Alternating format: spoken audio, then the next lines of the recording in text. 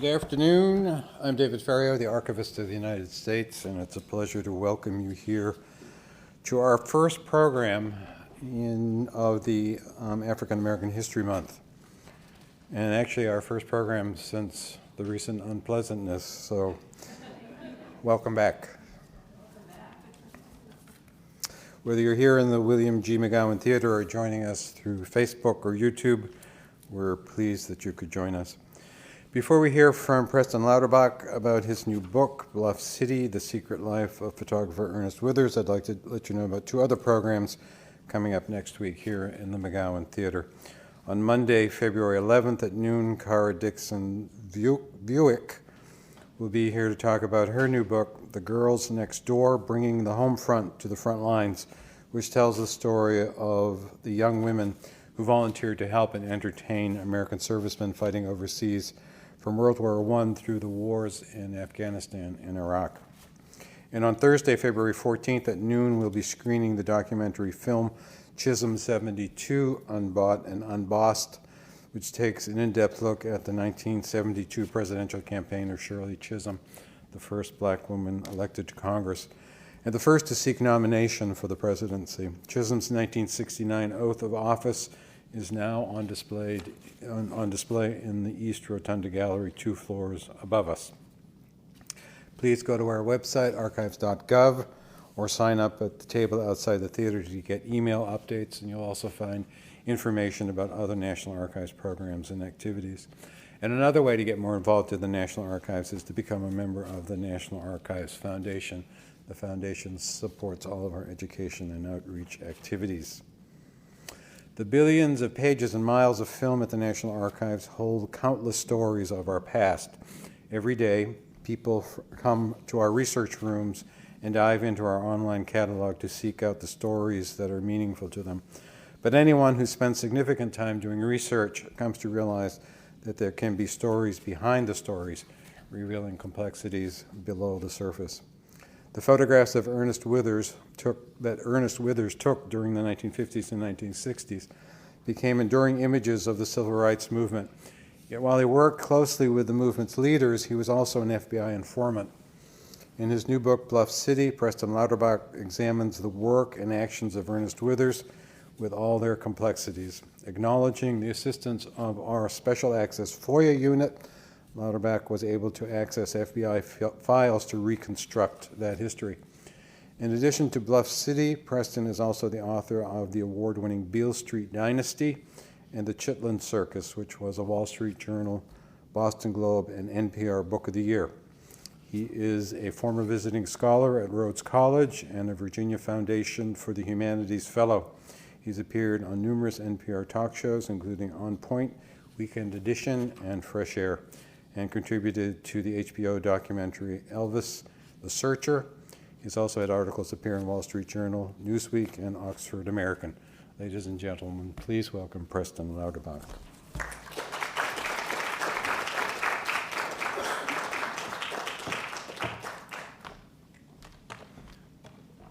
Thanks. So I think that just about every author of every book has come to a dark crossroads. And you reach that point when you've said everything that you have to possibly say about what you're writing a book about, and yet and the advance money is gone and it's not coming back, and you've still got 150 pages to go. And authors have different ways of dealing with this dilemma. Some have turned to the curative powers of the bottle. Some have sought spiritual salvation through prayer. Myself, I fill out FOIA requests. And so when I reached my own dark crossroads, a lantern appeared on the horizon in the form of a little note, a little envelope in my P.O. box that came from the National Archives and said, the files that you have requested are available for viewing. And because of that, I am here today. So as was mentioned earlier, the National Archives was absolutely essential to my being able to tell the complete story of this fascinating, complex, mysterious character, Ernest Withers. Now, And, you know, and let me say for a minute, too, another nice thing about National Archivists, because I think that they tend to get a bit of a bad rap. You have people online who think that the National Archives are sitting on the truth about how a cadre of Castro's Cubans and aliens assassinated John F. Kennedy. And so there's a lot of noise from people like that about all the secrets that are being stifled. My experience as a regular, legitimate, semi-sane historian would be the opposite of that, that it's a tremendous group of people who are quite dedicated to accessing information, who are undoubtedly overrun with requests for that information and get to it, you know, when they can.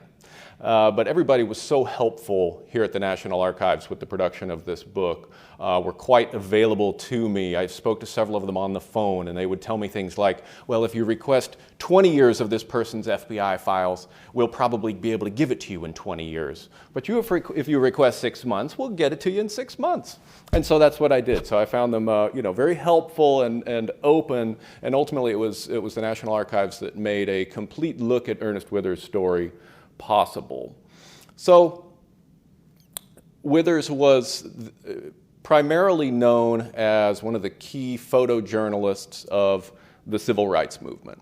He was based in Memphis, Tennessee on Beale Street, but he traveled to Mississippi to cover the the trial of Emmett Till's murderers. He traveled to Montgomery, Alabama the next year in 1956 to cover the conclusion of the Montgomery bus boycott and the rise to prominence of one Dr. Martin Luther King Jr. He traveled to Little Rock to cover the integration of Central High School the very next year. And in these settings, he made some of the pictures that really help tell the story of that time. In writing this book, and during those years, he was also I think he was equipping himself with the ability to be an intelligence agent. And after his death, it was revealed that he indeed had been functioning as an FBI operative throughout most of the years of the civil rights movement, through some of his biggest stories. In fact, he had been reporting for the movement in the black press and on the movement for the federal government. And so this news, it was after he was gone, so he didn't have the opportunity to really explain it and break it down. So this news hurt him. I think that it really stigmatized him. I mean, being an FBI informant and being a black man and an FBI informant during the civil rights era is something that's very hard for people to wrap their minds around. We've all seen The Wire. We know how snitches need to be treated. But Withers is a different kind of a case, as my research and the documents provided by the National Archives helped to reveal. In fact, I think that his becoming an FBI operative was a lot more surprising, interesting, and compelling than I thought it would be. And I'll get to that. But first, a little bit about his photography. So my purposes in writing this book, in light of the fact that that news about him being an informant was already out, was one, to get into his photography and to really seriously look at his photojournalism. And two, to understand better what working for the FBI really meant. And instead of putting this responsibility on Ernest for having turned informant, putting the responsibility on the FBI for having turned him informant. And to see really what they did with him and to him and how they used him in this particular role. Because it got a little dramatic. First, a fun photo. This is December 1956. To your left there, or on the left of the frame, is Elvis Presley. At the center is the winner of the Miss WDIA Memphis Beauty Contest. WDIA was the all African-American radio station that had debuted in Memphis back in 1948 and was the only all-black radio station for a period of time after that. To the right, you see the King of the Blues, B.B. King. So two kings, both local boys out of the Memphis area, the King of Rock and Roll and the King of the Blues. It's a nice photo, and it's an interesting moment in time for the King of Rock and Roll over there, because this is December 1956, and this is the year that Elvis went stratosphere. 5 #1 hits. Y'all can probably all whistle them as soon as I name the titles, but it's Hound Dog, Don't Be Cruel, Heartbreak Hotel, and a couple others that escape me right now, but he is at the absolute top of peak Elvis right here. And he's doing something that we kind of take for granted now, but was a little bit risky then.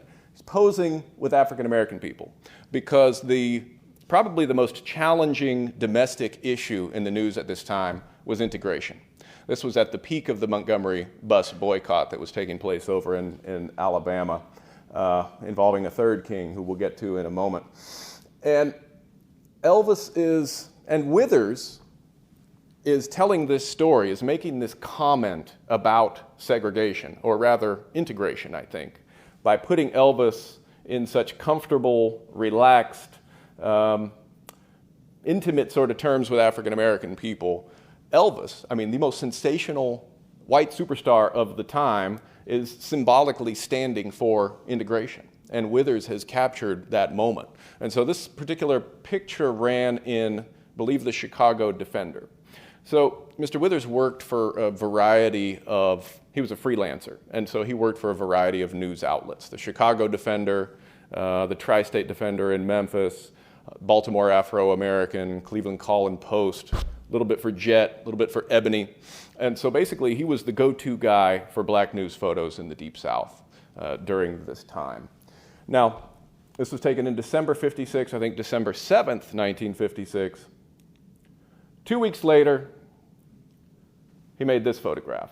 I'm going to use the laser pointer just to circle. See, it's this one right over here. And so you can see the headline gives on-spot report of how Montgomery ended racial segregation on its buses. The photograph that I circled there is of Dr. Martin Luther King Jr.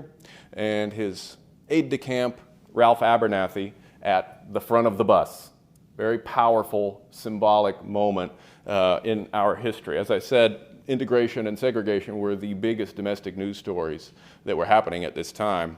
Withers in Memphis and his editor, L. Alex Wilson, got the call that a federal judge had essentially desegregated bus travel, that after a year, the Montgomery bus boycott, which had been started in part by Rosa Parks and sustained in part by Dr. Martin Luther King, had been a success.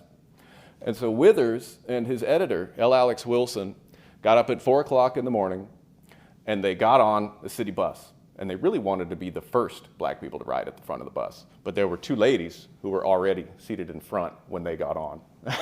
They didn't get their names, or didn't report their names anyway, and so they were actually the second African-American men to ride the front of the bus in Montgomery. Well, after a while, who should board but Dr. Martin Luther King Jr., 27 years old at this time, and this was the moment, this was the episode that brought him to fame in many ways, and this was the photograph on the front page. This is the Memphis edition of the Defender, but this was the photograph that ran on the front page of the Chicago Defender and really showed the world who Dr. Martin Luther King was. Some backstory on the photograph. I'll circle it one more time. If you can see right here, there is a kind of scowling old white face in profile, right in front of King. King is seated kind of behind him. And then at the back of the bus, there is a white man standing. And you see the two African-American men who are mixed in between, and a nice perspective point that kind of carries your eye through that whole story. So once again, this is Withers putting himself in the position to tell the story, but what a lot of people don't know is this shot, as many great historic photos from Matthew Brady on have been, was staged. Withers helped to set it up. So the gentleman that you see there, who's kind of scowling, he looks like he's really upset about this, sudden change in the social order which has taken place. He's actually a minister who was supportive of the bus boycott. Likewise, the man standing at the back of the bus was probably placed there by the photographer in order to tell the story. So you see Withers is working with the front page newspaper motif, and he's really telling this story in such a powerful and profound way, knowing exactly where and how it's going to be displayed. And he's distilled all of these elements of what was going on in the news in this one photo. A major moment in Withers' development as a storyteller, I think, and as an intelligence agent, took place that morning at 4 o'clock as they were boarding this bus. As I said, he was traveling with his editor, L. Alex Wilson, who's this very tall, dapper guy in a snap brim fedora, very well educated, very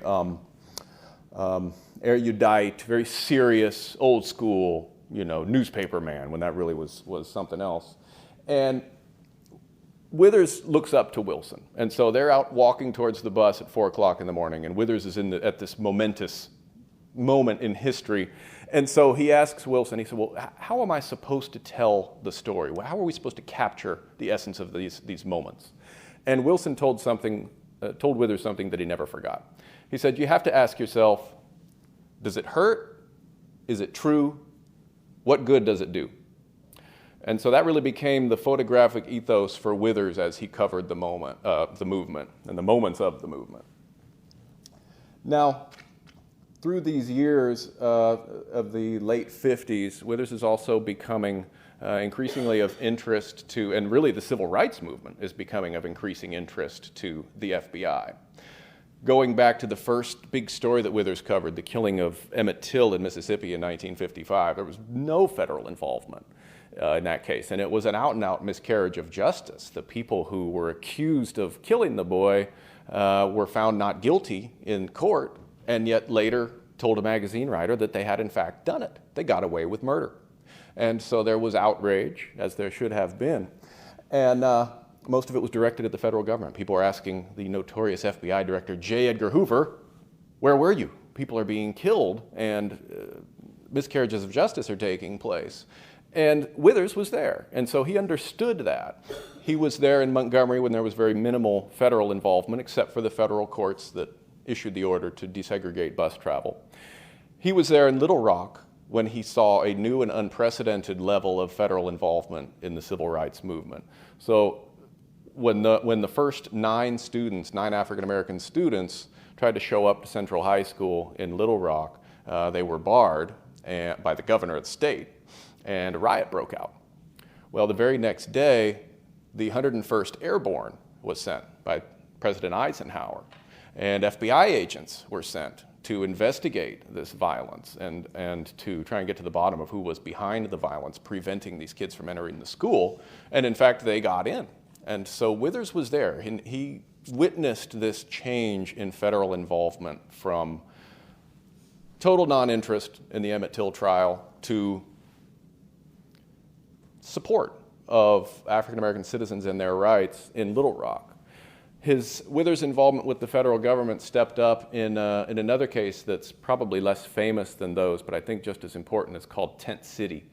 Happened over in West Tennessee. There were a couple of counties near Memphis where Withers was based that were engaged in widespread voter registration fraud, keeping African-American voters away from registering and from lodging their votes.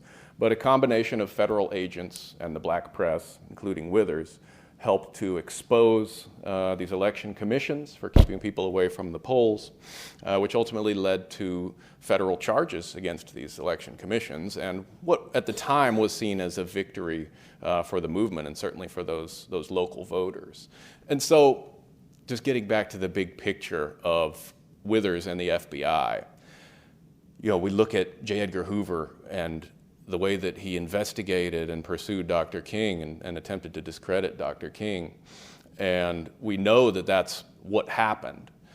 Withers wasn't aware of that at the time. None of that had taken place, and it wasn't on the record. What he saw was an increasing federal presence and an increasing federal assistance for the movement.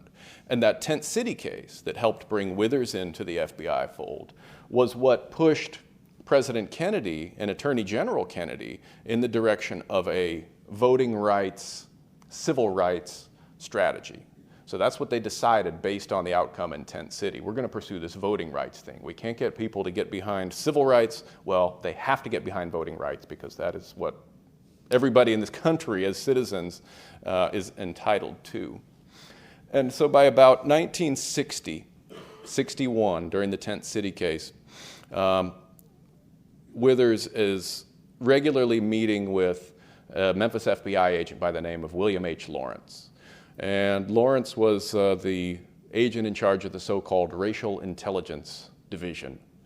So that was, if you went over to the J. Edgar Hoover building now, I don't know if they still have a Racial Intelligence Division, I hope not, but that existed during the 1960s, and there were various programs and areas of interest for that particular segment of the FBI.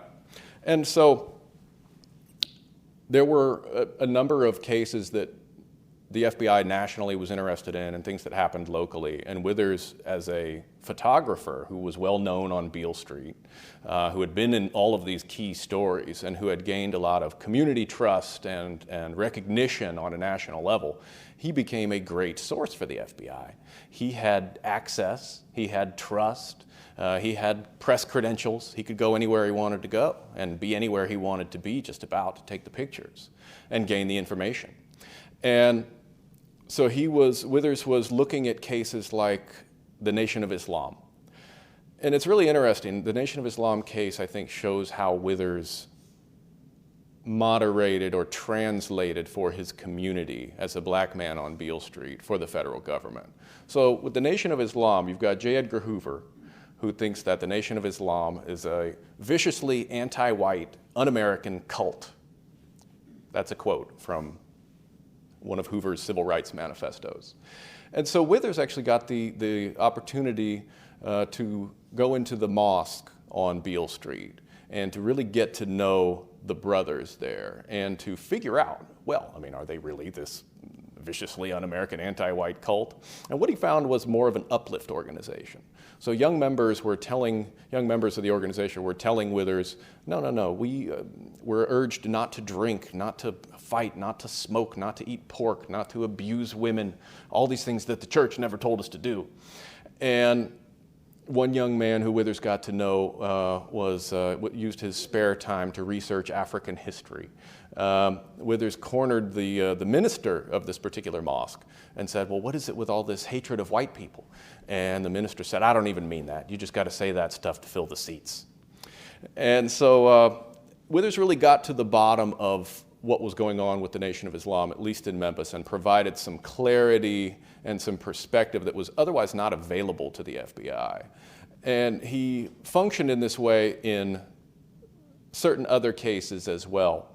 But of course, with the FBI, it was hard to stay out of sticky situations because that tended to be where the FBI got. Oh yeah, and Withers was often pretty funny in the way that he helped the FBI to understand what was going on with African American civil rights groups. So when his handler was curious about the Nation of Islam, Withers said, ultimately, I don't think it's anything to worry about. They have two major obstacles to becoming popular in Memphis on Beale Street: pork and Jesus. Barbecue and the Baptists are just too much a part of Memphis culture for anybody to speak against them and really gain a lot of steam as an organization. So Withers used his wit where he could to help add some clarity to what the FBI was doing. Now, throughout the 60s, Withers is aging. Once you hit the age of 40, you gain a certain perspective on the world, and you feel like you understand the way it is and should be. And he was a person who was conservative, you would say. He was an NAACP man. He was a patriot. He had been a veteran of World War II. His father was a veteran of World War I. His sons, he had a big family, and several of his sons joined the service. And so he really is an American in a way that I think people are very cynical about now and think of as being quite corny. Like being an American, being a patriot really meant something to him. Pursuing the goals of the civil rights movement in a certain way was very important to him. That is the nonviolent, pro-legal way that took cases to court, that initiated real legal change. That was the way the NAACP had gotten things done in the Brown versus Board case, the Montgomery bus boycott case. And that's really the way that Withers began to conceive of the movement. And so as an FBI spy, he's looking for things that could actually hurt that vision and that process of civil rights. So he's looking for communists, any sort of influence of communism, and violence. And so throughout the mid-60s, the threat of violence continued to increase in the movement with the growth of black power. And Withers was there when some of the leaders of the Black Power movement nearly came to blows with the man posed there next to Dr. King in a Memphis motel room as the philosophical conflict between nonviolence and violence became much more pronounced. And jumping ahead a little bit to really what ends up being the dramatic conclusion of this book and the Withers story, in the spring of 1968, a sanitation workers' strike took place or began in Memphis. And so this really thrust Withers into a really important case that would define, well, that would end up changing American history. Throughout those years of the 60s, the FBI, of course, is becoming increasingly interested in Dr. King and what King is doing.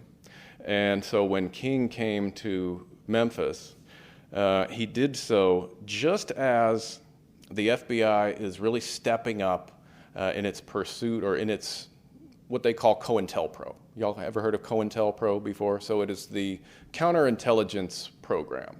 So regular intelligence gathering is, you know, typical spying. You're seeking out information, you're getting it however you can get it, and you're providing it for whatever it may be worth, okay? But counterintelligence is something different. Counterintelligence is actively disrupting individuals and organizations who are behaving in some way that can be deemed un-American, whatever that is. And so the COINTELPRO, the Counterintelligence Program that was launched against the Civil Rights Movement in 1968, largely targeted this Black Power movement. And on March the 4th, in fact, of 1968, a series of objectives were outlined by J. Edgar Hoover to counteract what was going on with Black Power. And so there was actually a racial conference that took place in this city in March of '68, and several of the FBI leaders got together to try and figure out, well, what are our goals and what are we going to do about it? The objectives of that particular counterintelligence program were as follows. One, prevent the coalition of black nationalist groups. So you had a lot of different Black Power groups that were local, regional, scattered about the country in sort of different cells, I guess you'd say. They weren't necessarily organized under one body, one name, and the FBI didn't want that to happen. One of the things that scared the FBI at that time was the idea of a black revolution. So you see that over and over in the documents of the FBI at the time. Number two, second objective is to prevent the rise of a black messiah who could unify and electrify the movement. Number three, prevent violence on the part of black nationalist groups. And number four, prevent black nationalist groups from gaining respectability by discrediting them. And so that is where your counterintelligence comes in. You discredit groups by making them look bad, by highlighting their flaws, their negativity, by bringing up dirt out of their past, by misusing their words. However, there are a number of ways that this can be done. Well, one of the people who J. Edgar Hoover feared could be one of these black messiah figures was Dr. Martin Luther King Jr., who in the spring of 1968 was building up towards his Pork Peoples campaign, which was going to be a massive march on Washington that was going to lead to the building of a shanty town, I think on the Smithsonian lawn. That was going to lead to a great camp-in of poor people of all colors, of all ethnic backgrounds, from all regions, not just a black civil rights thing, but it was this movement towards economic justice that King was pushing in the last months of his life. And so he was leading up to this Poor People's campaign. And this was the FBI's worst nightmare. In my research, I read an interview with the head of FBI racial intelligence at this time.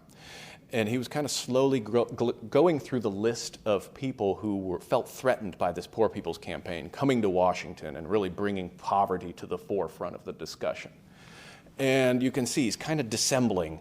And he says, well, I seem to remember the director of the FBI was concerned about this, and several members of Congress seem to be somewhat worried by this. And if I recall, the President of the United States was also greatly concerned by the possibility of this Poor People's campaign. And so the King's campaign really had everybody's attention. On the 26th of March in 1968, G.C. Moore, who was the head of racial intelligence, suggested planting newspaper editorials that were, quote, designed to curtail the success of MLK's Washington Spring Project fundraising. The MLK is probably my abbreviation and not a part of the quote. He probably said Martin Luther King there. But he said, so this is what they wanted to do. They wanted to misinform the public about what King was doing to raise funds for this spring project in order to disrupt it, as you heard in the objectives of COINTELPRO that was happening. Well, all of this energy converged on Memphis. On March the 28th, 1968, Dr. King came to town, to Memphis, to support and march with the sanitation workers' strike that had taken place for about 6 weeks up to that point. And he landed at about 10:30, went straight to the head of the march. The march ended up being massive. Most of the sanitation strike demonstrations had been a couple hundred people. This was closer to 10,000, so it would have been on par with any of the largest demonstrations of the movement during the 1960s. What happened here was exactly what the FBI wanted. A King-led peaceful demonstration turned violent. A riot broke out. Windows along Beale Street, where Withers' studio was, the black main street of Memphis, were smashed. Protesters clashed with the police. Ended up being a fatality, massive amounts of injuries, property damage. The real bottom line, though, King looked bad in this. He had never had, as I said, one of his own demonstrations turn violent from within. This was the first time it had happened, and it was right on the eve of that Poor People's Campaign. And so it perfectly fit the FBI objective of preventing this Poor People's Campaign and the COINTELPRO objectives of disrupting and discrediting and creating divisions between the various factions of the movement. Well, what does this have to do with Ernest Withers? What does this tell us about Ernest Withers? If you look on the cover of your books, which I know you've all purchased and have in your hot little hands right now, you will see one of Withers' famous photographs. It is the I Am a Man photo. So on the morning of this march that turned into a riot, he gathered up a number of the sanitation workers, and they carried this now iconic slogan, I am a man, on signs that were nailed to posts. Well, it was the first time in 6 weeks that posts were used to, or sticks were used to display signs. Doesn't seem to be that big of a deal. Well, it was those posts that were used in the riot to break the windows. So those posts were the tools of the violence that marred Dr. King. And you have Ernest Withers, the iconic photographer and storyteller of the civil rights movement, who, in fact, I'll tell you how I found out about this. I was here, and I was in a hotel room, and I was waiting for the Smithsonian to open up. Sorry, I ran around on you a little bit, National Archives. I went to the Smithsonian, too. And was waiting for the Smithsonian to open up and listen to some Withers interviews that are archived there. And I found this interview with him online in a college archive, Rhodes College in Memphis, that had been done in 1981. And I'm listening to him talk about these times, 1968. And he says, well, if anybody started that riot, I started that riot, because I was the one who brought those sticks, who rented the saw and who sawed the lumber and distributed those poles. Let me jump ahead here. And the FBI knew about this. So I don't know if y'all can see that very well, but see the big redaction there, that big black swath through all of that text? What that says is FNU Harvey, which is first name unknown, brother of Fred Harvey, blah, blah, blah, redaction, rent a skill saw, which was taken to the minimum salary office of AME Church next to Claiborne Temple, where J.C. Brown cut the pine wood into 4-foot lengths for the placards. The Withers interview I listened to said it was me and Harvey and J.C. Brown who cut those sticks for the placards. And so I don't know what's under that redaction, but it could possibly be a mention of the confidential informant. So here he is, involved with this instrument of violence in this riot that marred Dr. King's reputation at such a critical time. But, you know, it's really the crux of this mystery, because you don't know. he just as well could have been doing what L. Alex Wilson taught him to do in Montgomery those many years before, of telling the story, of depicting it in a way that was true and good and didn't hurt anybody. But he was also, at the time, a paid informant of the FBI who had his hands on the instruments of destruction in this particular case. So it's really it's quite a bizarre scenario in my book. Excuse me for just a sec.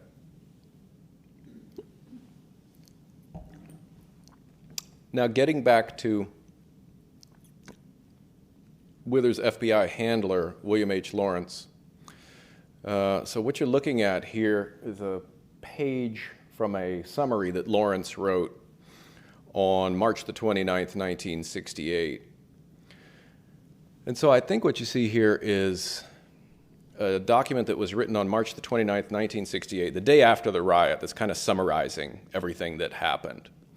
And Lawrence has used something that Withers told him in this to say, let me see if I can find exactly what it was. So, okay, Withers is source one at the top of the paragraph there. Source one stated that in recent weeks, blah, blah, blah, blah, prior to the start of the march, John Smith, who's one of the local Black Power activists in Memphis, and some of his associates were, in his opinion, inciting to violence in that they were indiscriminately giving out the 4-foot pine poles to various teenage youngsters in the area, and John Smith was heard by Source One to tell these youngsters, identities not known, not to be afraid to use these sticks. So that's information there that's being attributed to Withers by the FBI. And what he's saying specifically there is that a man named John B. Smith, who was part of a group called the Invaders, was the one who took the posts and gave them to young kids who then went and smashed the windows at Smith's urging. Let's see if we can, there's another perspective on this as well. So this is from a later document, a summary that Withers' handler, Mr. Lawrence, wrote on May the 6th, 1968. And so what he gets to, what Lawrence eventually gets to here is, and in this one, Withers is actually source 2, but Lawrence says, source 2 recalled hearing John B. Smith tell some of the youngsters, don't be afraid to use these sticks if you have to. So the difference is, in the March 29th memo, the day after the riot, there was no direct quote. It was an attribution of an unnamed source saying that John Smith did this stuff. On this May 6th memo, the story's getting a little bit better. He's now using a direct quote that the source has supposedly supplied. And then if you jump ahead to another summary that Lawrence has written about these events, it gets even better. In that one, Withers has advised Lawrence that the group that handed out these poles were making a grave mistake. It was like giving all these angry kids a bunch of baseball bats. Of course it was going to turn. Then he uses the direct quote. So Lawrence's story keeps getting better and better every time. And I assume that Lawrence never knew that anybody would find out that he was embellishing in this way. But not so fast. In 1978, the House Select Committee on Assassinations held hearings to investigate the assassination of Dr. Martin Luther King, and this particular riot was looked into, because what ended up happening was Dr. King had no plans beyond the day of that march that turned riot to be in Memphis. Well, after the violence, he was determined to come back to Memphis and to prove to the world on the eve of this Poor People's Campaign that he could lead a peaceful march. It became his, what he called the dress rehearsal for the Poor People's Campaign. He had to resurrect his reputation as a nonviolent leader, or else his DC program was going to be a total flop. And y'all know what happened when King came back to lead that makeup march in Memphis. He never had a chance to lead it. He was killed. So he had no plans to be in Memphis past March 28th, but the riot changed that. It brought him back, and that's where he was assassinated on April the 4th, 1968. So it's a whole bunch of dominoes that are collapsing there. So that is what ended up bringing interest to the riot. The riot was looked at as a possible as something that could have been staged in order to embarrass King, in order to set him up for the assassination.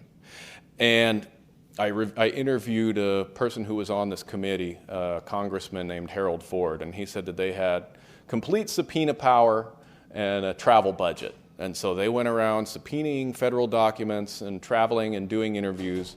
And so they did a widespread, massive investigation of all that had taken place. They ended up calling William Lawrence, the Memphis FBI man, to the stand and asking him about these very documents that we've just looked at. Well, is it true that your source told you that John Smith, the leader of the Black Power group, was the one who was distributing these sticks? And of course Lawrence said, yeah, it's true. Turned out that the committee also called 3 more witnesses, and all of them contradicted Lawrence, including John B. Smith, who I've spoken to myself. And he said, no, of course not. I wasn't there handing out the lumber, telling people to break glass or anything like that. It's absurd. Well, that's what you would expect the guy who got accused of it to say. Ernest Withers was also called before this tribunal. And we don't know exactly what his testimony includes. It hasn't been released, but the committee said the informant denied having provided certain information that had been attributed to him and placed in his informant file. So there's another contradiction of the FBI's version of events. And this is probably the most interesting contradiction of the FBI version of events. It comes from a man named Morell McCullough. So Withers was not the only infiltrator of the civil rights movement. Morell McCullough was a Memphis Police Department officer, a younger guy who wore an afro and torn up jeans and dressed essentially in the costume of the Black Power activist and ended up joining the Invaders, the Black Power group that got tagged with all of this violence. And he said in his testimony, I was with the Invader group and they never joined the march. They were just walking around the temple here talking. That was where the march was organized. John B. Smith spent most of his time right around the door of the temple. I never saw him remove sticks from placards and pass the sticks to youngsters, and I never saw anyone passing sticks out to the youngsters, other than the sticks with the placards on them. I would characterize Smith's statements as rhetoric of violence, but nothing specific as to take this stick and break a window. And so all of this evidence to me ends up looking as though the FBI has used Withers to pin this riot on this Black Power group, when in fact they did not take these specific actions that the FBI has alleged that they have. What you see here on this slide is some handwritten notes from Agent Lawrence, and this is right around the time that he testified in front of the House Select Committee. He has gotten in touch with Withers before Withers came to testify. And this is what Lawrence told Withers. So Withers is due to testify at November the 22nd, 1978 at about 10 a.m. Lawrence got him on the phone at 8:15. And this is what he said. I never revealed or disclosed Withers' identity and did not know how committee learned of his identity. Committee asked me if info attributed to him in my letterhead memo of 329, being the one where John Smith is accused of using the sticks, had actually been furnished by him, and I had to reply that it had been. I told Withers in his testimony to avoid being so taciturn or evasive that he could inadvertently commit perjury by denying that he had furnished info which I had attributed to him, that if he chose to do so, that it would nevertheless create a situation indicating that he or I had perjured ourselves, in that I said one thing and he the other. So you have an FBI agent in, certainly not directly threatening language, but just pointing out that if Withers should testify that he in fact did not provide this information, that somebody has committed perjury, which is pretty serious stuff. I don't know what y'all think about this, considering the power dynamic between an FBI handler and a confidential informant, but it would seem to me that the FBI handler is putting a certain amount of pressure on Withers to testify in a certain way. So ultimately, the committee did not level any perjury charges, but they did conclude that this discrepancy tarnished the evidence given by both the Bureau and the informant, and it left the committee with a measure of uncertainty about the scope of FBI involvement with the invaders, that is the Black Power group that got blamed for all of this stuff. And so it's just, an absolutely chaotic and fascinating story that is full of all of these interesting characters. That's got this iconic photograph that seems to hold some of the keys to this mystery. And so that really was my jumping off point, and that's how far I ended up going with it. And I always like to leave some time for questions and answers, and I'm leading up to that. If y'all have any questions, I will wrap this in a minute. But there is one little piece of wisdom from Dr. King that I went back to time and time again in trying to make sense of this story and figure out how to deal with it, because that was some pressure too. And this came from, are y'all familiar with the mountaintop speech King delivered in Memphis the night before his assassination? Just a beautiful and stirring example of his rhetoric with the prophecy of seeing the promised land, and that the end of his life was near, when in fact it would come the very next day. And everybody knows about that. I've been to the mountaintop part, right? But earlier in the speech, with Withers in attendance, King said the following. He reminded everybody that he himself was just a sinner. And he said there is a schizophrenia, as the psychologists or the psychiatrists would call it, going on within all of us. He said, and there are times that all of us know somehow that there is a Mr. Hyde and a Dr. Jekyll in us. And he closed saying there's a tension, and this is what really reminds me of Withers in these troubled times. There is a tension at the heart of human nature. And whenever we set out to dream our dreams and to build our temples, we must be honest enough to recognize it. So, thanks.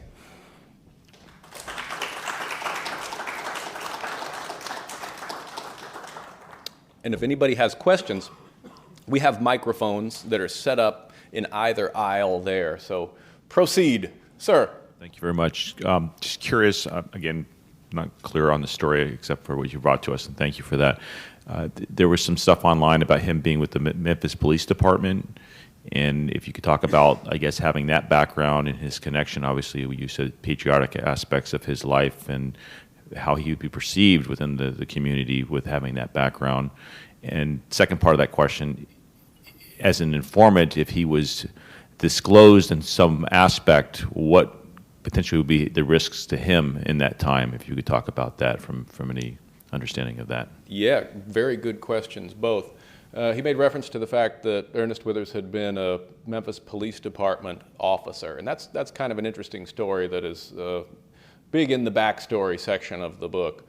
So in 1948, the Memphis Police Department was all white. And due to a building amount of civic pressure for people to be policed equally in a 50% African-American town, the political boss of the city decided it was time to add 12 African-American officers to the police force, and Ernest Withers was one of them. He came from a politically connected family. His father used to run a voter registry, and this is kind of in contrast to what I said earlier about its rural counties in West Tennessee where African-American people didn't vote. The opposite was true in Memphis. There was a very strong tradition of black political participation, and Withers' family participated in this. They registered voters, and their home was open as a polling place.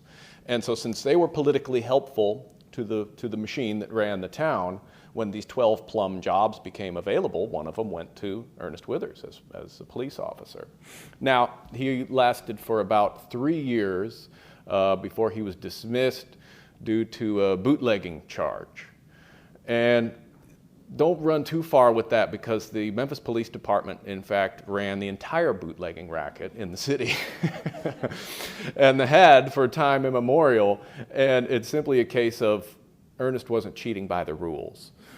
He had decided to go off and work with an unsanctioned bootlegger in that respect. And I want to answer the second part of his question as well, which was, and I'll do it pretty quickly because I see you standing there. But you're talking about in 1978, if he had been revealed during this House investigation as an... I'm talking about while he was in the 60s. Okay, okay. I mean, I'd have to completely speculate because I don't know. I think he likely feared a loss of business. You know, he was a very trusted person as a freelance photographer, and so that probably would have been the big thing. And I think the social stigma would have been something. The truth is, Memphis is a hustling town, and everybody there knows that everybody's on the take, and that's a big part of the culture and the situation that he came out of. I think that that's part of why it was okay for him to participate, you know, at least psychologically to himself. It was not a betrayal. He wasn't like a traitor to the civil rights movement. You know, I talked myself blue in the face trying to convince people just because he participated, it doesn't mean that he was a traitor to the movement. He had his vision of the way things should go. But I think that that stigma of being an informant still would have hurt, certainly his business, certainly his reputation. Yes? Hi, thank you. Why the title Bluff City? Oh, okay, good. Part of it I think I just addressed.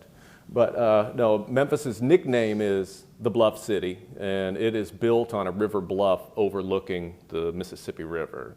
But it is also a city of bluffs where, you know, there has traditionally been a tremendous amount of vice and corruption and trickery, gambling rackets, bootlegging rackets, sex rackets, vote rigging, anything that it's a city of bluffs. And that's one of my favorite things about it. I mean, I love the characters. They're fascinating people.